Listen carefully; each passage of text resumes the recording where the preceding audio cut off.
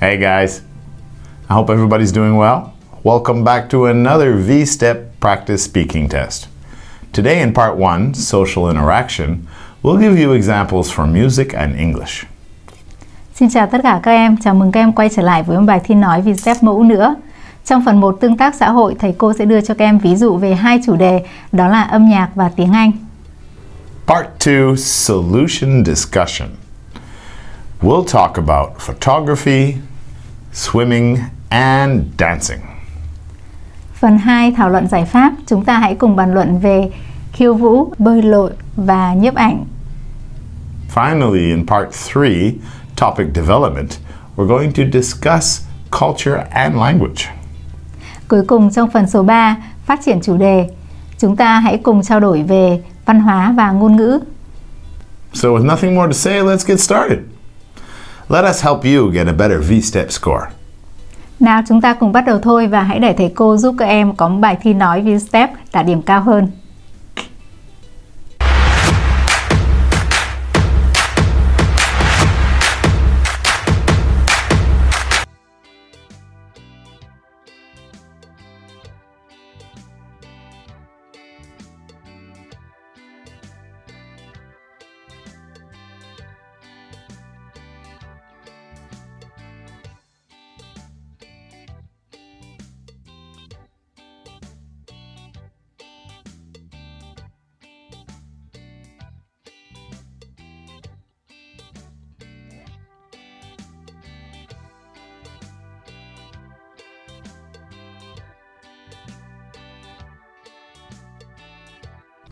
Part 1, Topic 1, Music.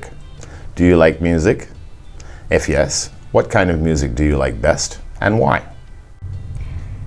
Yes, I really do. I love pop music the most because it has a good rhythm, a catchy melody, and it is easy to remember and sing along with. That's great. What is the most popular kind of music in your country? I believe pop music is the most favored here. Its lyrics are usually about joys and problem of love and relationships, which are feeling everybody experiences, so they love songs that express these.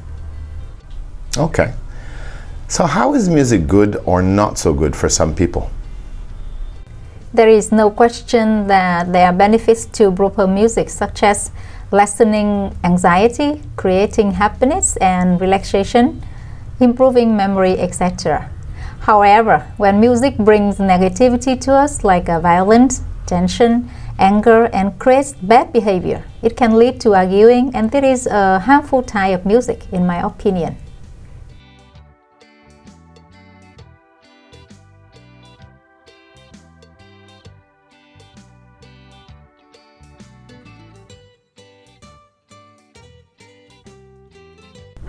All right, topic 2, English. Did you learn English at secondary school? Yes, I remember I did, although we mostly just learned by reading and writing in textbooks. We rarely had any opportunity to improve our listening and speaking skills. We didn't have any native teachers to practice with. What do you think about how English is taught in schools now? As far as I'm concerned, the way English is taught at school now is getting much better. Students get exposure to foreign or native speakers that helps to make their listening and speaking skills go through the roof. In what ways have children improved their English? As I see it, English-speaking environments play the most important role in helping children developing communication skills. They practice what they learn and have much more confidence. What's more, the development of technology is also a good helper.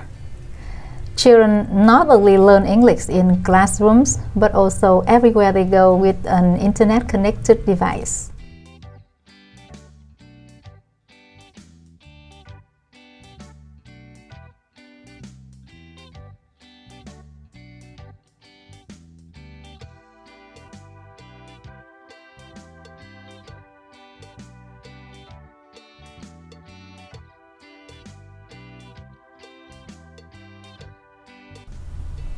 All right. Part 2, Solution Discussion. An optional subject will be added to the curriculum in secondary schools in your city. Which subject do you think is the best? Photography, swimming, or dancing? If one of these subjects is added to the curriculum, I would suggest photography for the following reasons. Firstly, it would surely be an engaging subject, since it would also be the first time students learn something not followed by examination, but more for a new hobby. They may feel more excited than they do with the other subjects, seeing the learning environment is flexible and relaxing. Secondly, photography will help students reduce stress. I mean, really, how much can you concentrate on that all-consuming problem when you turn your focus instead to petals of a flower, the wings of a butterfly, or the graceful curves of the majestic mountain, or the dimples of a smiling baby?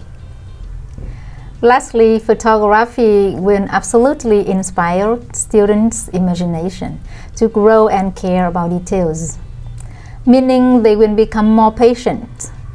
It encourages their creativity and it helps them to come up with new ideas. I doubt very much that will get boring. In comparison, swimming can increase the risk of certain injuries. This is because of the repetitive movements of swimming can sometimes be harmful to your joints and tendons. As a result, swimming increases the risk of tendinitis, which tend to appear when you do more exercise than recommended.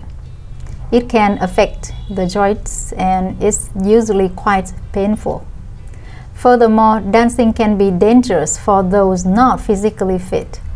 Dance is not only physically challenging, but it presents a high risk of injury. Twisted ankles, broken legs, sprained twists, and banged up knees are all common injuries for dancers. In conclusion, I think photography is the best choice over the others.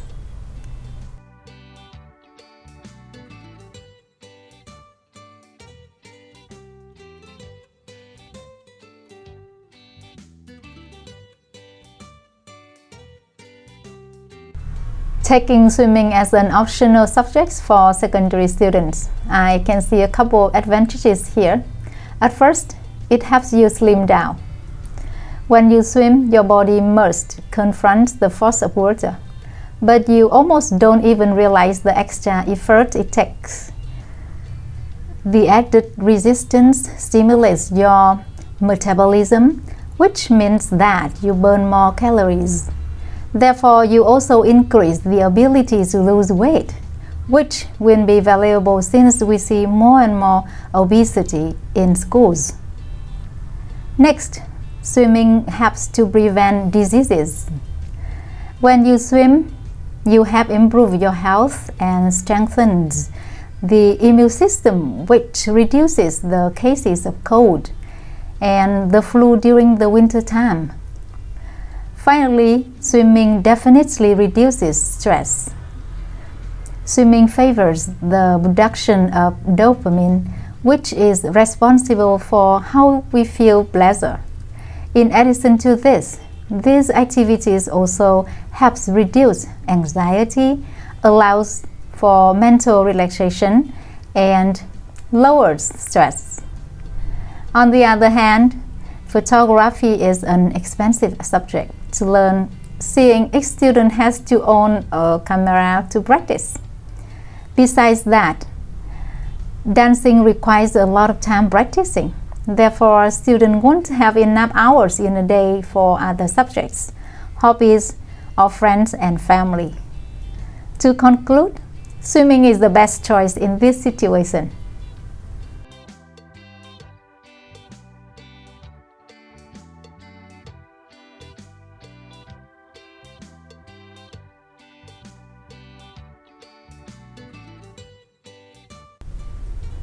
From my point of view, dancing is my choice due to both the physical and mental benefits.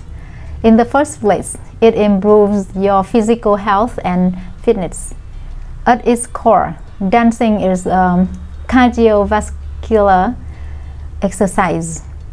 It might not seem like it, but you're having fun twirling and moving to music rather than being bored just sitting around.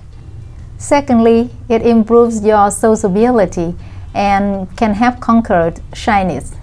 Dancing is all about interacting with your partner and creating connections. If you're having trouble approaching strangers or relating to people in social situations, dancing can help with those fears. Finally, it provides a new experience.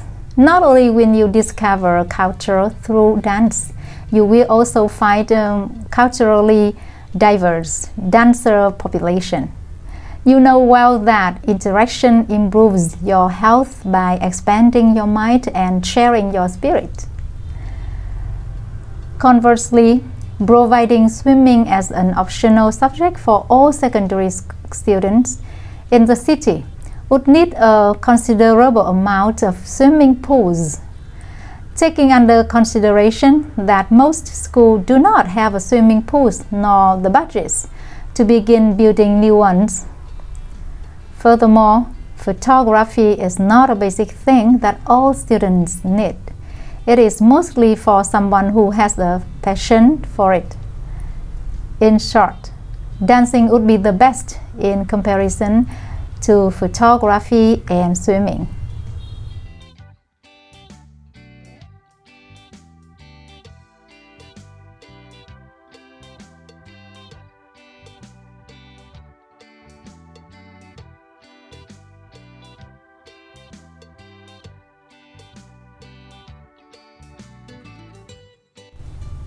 Part 3, Topic Development. Discuss the topic Language and Culture as guided in the outline below.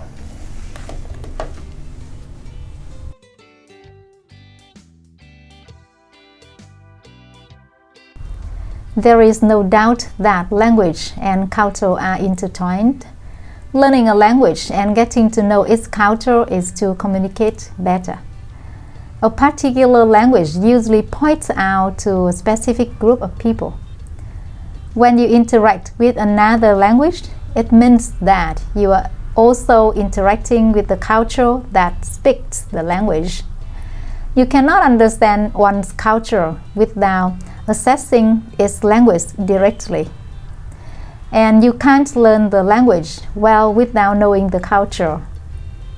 Moreover, language is absolutely the best means of culture. It means when you learn a new language, it not only involves in learning its alphabet, the words arrangement, the rules of grammar, but also learning about the specific customs and behavior of that society. When learning or teaching a language, it is important that the culture where the language belongs be referenced, because language is very much ingrained in the culture. Besides that, I also want to mention about the culture shock to grow positively. Most often, we feel culture shocked because the new culture has different rules from our own. We get upset when the new society's unspoken rules, gestures, and assumptions about behavior are not the same as our own. Culture shock can be best described as emotional disorientation characterized by feelings of shock and anxiety. It occurs when you are placed in a foreign environment far away from your hometown, family, and friends. Most people experience a degree of homesickness and distress at the start of their travels. Being exposed to a different language, sight, smells, people, and an entirely new culture can be both exhilarating and overwhelming experience. Great. Do you think it's good to understand other people's culture? Yes, I obviously do. Reading people is one of the principal skills to build your impact and succeed in life. What would you introduce first to a foreigner about Vietnamese culture? We are proud of our ancestor worship ritual. It is one of the beauties of Vietnamese culture. Vietnamese people don't forget their origins. Most of them have an ancestor altar at their home or business. On a special day like a Tết holiday, the 1st or the 15th day of the month, in accordance with the lunar calendar, Vietnamese people often burn incense and have offerings with fruit or special items. That's very good. Tell me, what would you like to learn most about English-speaking cultures? As far as I know, English-speaking cultures really respect privacy, and I fancy it a lot, which truly makes people live independently and take charge of their own lives. I would like to learn more about this.